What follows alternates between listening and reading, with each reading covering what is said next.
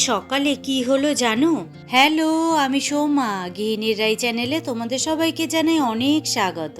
পায়রা খাওয়ানোর পর পায়রাগুলো উড়ে যাচ্ছিল, তাই দেখছিলাম। বেশ ভালোই লাগছিল। তারপর ঘরে ঢুকেই দেখি ফ্রিজের ওপরে একটা পায়রা বসে আছে। আমি তো ভাবলাম এ আবার এলো কোথা থেকে। অনেকবার তাড়ানোর চেষ্টা করলাম, কিন্তু একদমই নড়ছে না, নিজের মতো করে বসে আছে। এদিকে জানালাটাও বন্ধ, দরজাটাও খোলা, কিন্তু ও কোথাও দিয়ে বেরোনোর চেষ্টাই করছে না। ফ্রিজের মাথায় বসে আছে চুপটি করে।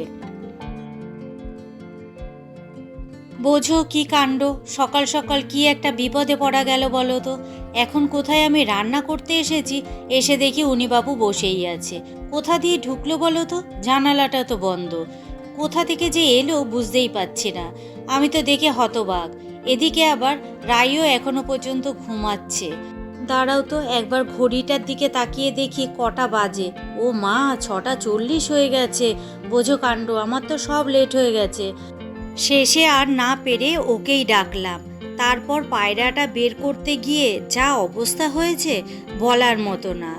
একদম হিমশিম খেয়ে গেছি। কিছুক্ষণ পরে কোনোভাবে বের করতে পারলাম। তখন মনে হলো সকালটা বেশ ইন্টারেস্টিং দিয়েই শুরু হলো। তারপর নিজের কাজ শুরু করলাম। পাট শাক করবো, তার জন্য এখানে দেখো রসুন সম্বাদ দিয়ে দিয়েছি, আর দিয়েছি একটা শুকনো লঙ্কা। আজ করব পাট শাকের ডাল। পাট শাকের ডাল খেতে কিন্তু দারুণ টেস্ট। রসুন আর কালো জিরের সম্বাদ দিয়ে, একটা শুকনো লঙ্কা সম্বাদ দিয়ে, তারপর পাট শাকটা দিয়ে একটু ভালো করে ভেজে নেব। আর ডালটা আমি আগেই সেদ্ধ করে নিয়েছিলাম। পাট শাকটা যেই ভাজা ভাজা হয়ে গেছে অমনি ডালটা দিয়ে দিলাম। দারুণ টেস্টি হয় কিন্তু। আর নামানোর আগে একটু চিনি দিয়েছিলাম। পাট শাকটা আগের দিন রাতেই বেছে রেখেছিলাম, এর জন্য তাড়াতাড়ি রান্না হয়ে গেল। আর করেছিলাম মাছটা করেছিলাম সর্ষে বাটা দিয়ে। ভাগ্যিস সকালবেলা উঠেই মাছটা বের করে রেখে তারপরে গেছিলাম ছাদে, না হলে আজকে আর মাছ রান্না করা হতো না। এই ভাত আর ডাল দিয়েই ওকে খেয়ে যেতে হতো আর টিফিন নিয়ে যেতে হতো। টিফিন গোছানো হয়ে গেছে, এখনও খেয়ে বেরিয়ে যাবে অফিসে। ও চলে যাওয়ার পর ঘর দরজা মুছে স্নান করে পুজো দিয়ে নিলাম। আজ তো আবার বৃহস্পতিবার, একটু সময় লাগে পুজো দিতে।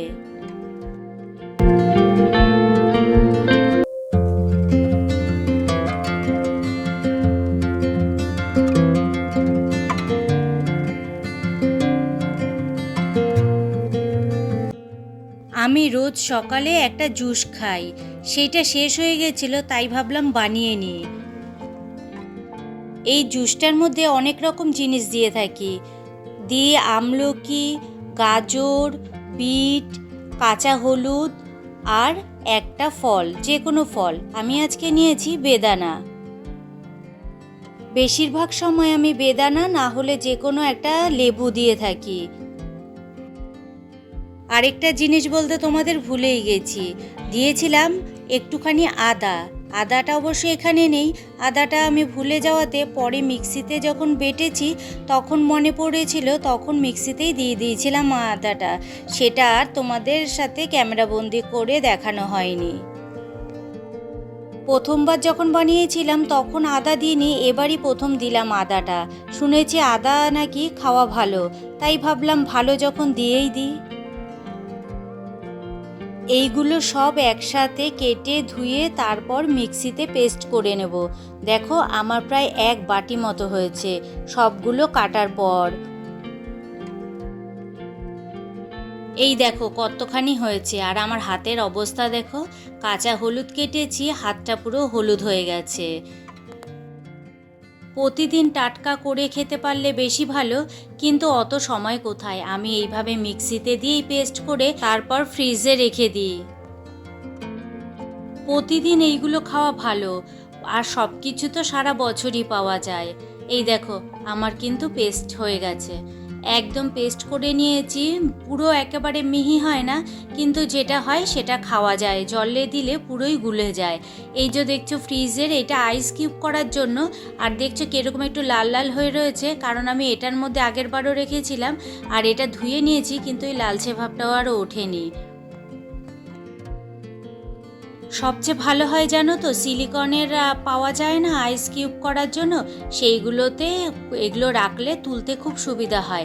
এতে একটু অসুবিধা হয়, একটু নাবিয়ে রাখতে হয়, তারপর কোনো কিছু দিয়ে একটু চাপ দিলে পরে উঠে যায়। কিন্তু সিলিকনের ওটা যখন খুশি তখন তুমি বের করে জলে দিয়ে খেতে পারবে, আর ওটা তুলতে কিন্তু একদমই অসুবিধা হয় না।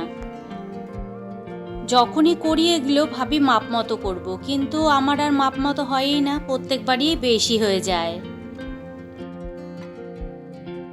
আমার ব্যালকনির প্রত্যেকটা গাছে যেন ফুলে ভরে আছে, কি যে সুন্দর লাগে এই সন্ধ্যাবেলাটা ব্যালকনিতে আসতে, আর গন্ধে পুরো ভরপুর। আর দেখো সকালবেলাতে জল দিয়েছি, একটুও জল নেই, রোদের এত তাপ। আর জানো তো, নয়নতারা গাছের একটা ছোট্ট চারা বেরিয়েছে, দেখতে পাচ্ছ? ওই যে একটুখানি দাঁড়াও, একটু জুম করে তোমাদেরকে দেখাই। এই দেখো, ছোট্ট একটা চারা বেরিয়েছে। ভাবছি এটাকে তুলে অন্য একটা টবে লাগাবো। এই যে এই টবটাতে লাগাবো। এটা অন্য একটা গাছ ছিল, সেই মনে আছে, টাইম ফুল গাছ, যা পায়রাগুলো সব খেয়ে নষ্ট করে দিয়েছে। তারপরে তো আর লাগাইনি। ভাবছি এটার মধ্যে নয়নতারাটা লাগিয়ে দেব। আর বাইরে দেখেছো কি সুন্দর হাওয়া, ব্যালকনিটা এসে দাঁড়ালে যেমন ভালো লাগে হাওয়ার জন্য, আর এদিকে জুঁই ফুলের গন্ধ, বাবা ঘরটা যেন মম করে আমার। প্রত্যেকটা গাছে পাতা কম আর ফুল বেশি দেখা যাচ্ছে। কি ফুল ফুটেছে দেখেছো, আর তেমন এসছে কড়ি। এ দেখো ওপর থেকে দেখাই, একটার মধ্যে কতগুলো কড়ি এসেছে। প্রত্যেকটা গিটে গিটে এরকম কড়ি এসেছে, আর একসাথে 3-4টে করে। আর টগর ফুলগুলো ফুটছিল না, এখন দেখছি টগর ফুলও বেশ ফুটছে। ওই দেখো দূরে একটা আর এই একটা, প্রতিদিন 2-3টে করে ফুটছে। বেশ ভালোই লাগে বলো, গাছ যত্ন করার পর যখন ফুল দেয়।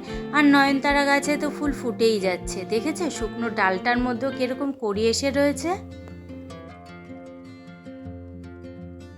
আমি কিন্তু কোনো সার দিই না জানো, শুধু ডাল ধোয়া জল আর চাল ধোয়া জলই দিই। দুপুরবেলাতে জামা কাপড়গুলো গোছাইনি, সব গরম হয়েছিল। এখন একটু ঠান্ডা হয়েছে, তাই ভাবলাম জামা কাপড়গুলো সব গুছিয়ে নিই। এখন তো যা গরম পড়েছে, জামা কাপড় ধুয়ে দেওয়ার 1 ঘন্টা পরই যেন সব কিছু শুকিয়ে খটখটে হয়ে যায়। কিন্তু জামা কাপড় এতটাই গরম হয়ে থাকে, তখন আর ভাঁজ করতে ইচ্ছা করে না। এনে রেখে দিই, পরে এগুলো ঠান্ডা হলে পরে ভাঁজ করে তুলে রাখি জায়গাটা জায়গায়। আজকের সারা দিনটা ব্যস্ততার মধ্যেই কেটে গেল, একটুও সময় পাইনি ছাদে যাওয়ার। ছাদে গেলে না খুব ভালো লাগে, ঘরটা আমাদের প্রচণ্ড গরম তো, আর ছাদে প্রচণ্ড পরিমাণে হাওয়া। বেলকনিতে দেখলে তো কেমন সুন্দর হাওয়া, ওর থেকেও বেশি হাওয়া হলো ছাদে। এর জন্য সন্ধ্যের পরই আমি ছাদে চলে যাই, কিন্তু আজ আর যাওয়া হলো না তালগোলে। অনেকক্ষণ পর তোমাদের সামনে আসলাম রাতের খাবারটা বসাতে। এখন প্রায় রাতে 8টা মতো বাজে। ভাত বসাবো, তার জন্য চালটা ধুয়ে নিচ্ছি। আজ রাতে রান্না করতে হবে, সকালে তো বেশি কিছু রান্না করিনি, যা রান্না করেছিলাম ও বেলাতেই শেষ হয়ে গেছে।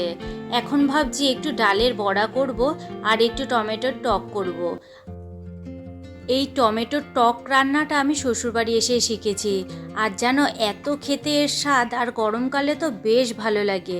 টক ঝাল দিয়ে ভালো করে বানানো হয়, আর খেতেও দারুণ টেস্ট হয়। ডালটা একটু ভিজিয়ে রেখেছিলাম, তারপরে এর মধ্যে পেঁয়াজ কুচি আর লঙ্কা কুচি দিয়ে একটু কালো জিরেও দিয়েছিলাম, দিয়ে ভালো করে ভেজে নিচ্ছি। অল্প কটাই বড়া ভাজছি, বড়া আবার গরম গরম খেতেই ভালো লাগে, ঠান্ডা হয়ে গেলে আর ভালো লাগে না। তাই বাসি বড়া থাকলে আর খাওয়া হবে না, তাই অল্প কটাই ভাজলাম। আজকের ভিডিওটা তাহলে এখানেই শেষ করছি। তোমাদের যদি ভালো লেগে থাকে তাহলে প্লিজ একটা লাইক, একটা কমেন্ট করে দিও, আর সাবস্ক্রাইব করে আমার পাশে থেকো।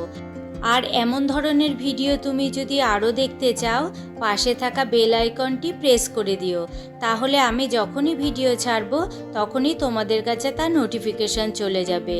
আমি সপ্তাহে 3 দিন ভিডিও ছাড়ি, শুক্রবার, রবিবার আর বুধবার। তোমরা সবাই ভালো থেকো, সুস্থ থেকো, সাবধানে থেকো।